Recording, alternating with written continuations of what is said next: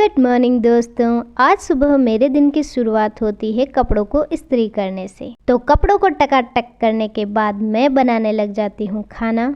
और फिर हमारा क्या, हम तो निकल पड़े झोला लेके आदम के सीधा अपने सरसों के खेत में, क्योंकि मेरे सरसों के खेत में कीड़ों ने इतना आतंक मचा रखा है कि दूसरी बार सरसों बोने पर भी उन्होंने सरसों का पीछा नहीं छोड़ा और इसे भी खत्म करने पर उतारू है। तो युद्ध प्रारंभ होने का शंखनाद हो चुका था और मैं अपने अस्त्र शस्त्रों के साथ पूर्णतया तैयार। मेरे दुश्मन बहुत शातिर थे, लेकिन मैं भी किसी से कम नहीं हूँ। ये युद्ध दिखने में आसान हो सकता है, लेकिन उतना आसान है नहीं। जब 30 किलो की बालिका अपने कंधों पर 16 किलो के अस्त्र लाद कर चलेगी तो आप उसकी हालत को समझ ही सकते हो। लेकिन हम किसान हैं और जब बात हमारी फसल पर आती है तो हम किसी से भी लड़ जाते हैं। जैसे जैसे हम खेत की आखिरी सीमा पर पहुंच रहे थे, इतनी खुशी का आभास हो रहा था जैसे मानो कोई करोड़ों की लॉटरी लग गई हो। पर कहते हैं ना, अंत भला तो सब भला। तो दिन भर के घमासान युद्ध के बाद जैसे ही सूरज ढलने की तरफ था,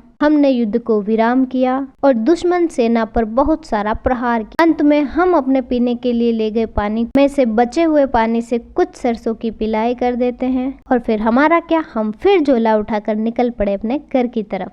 thank you for watching my vlog. Please like, share and subscribe करें।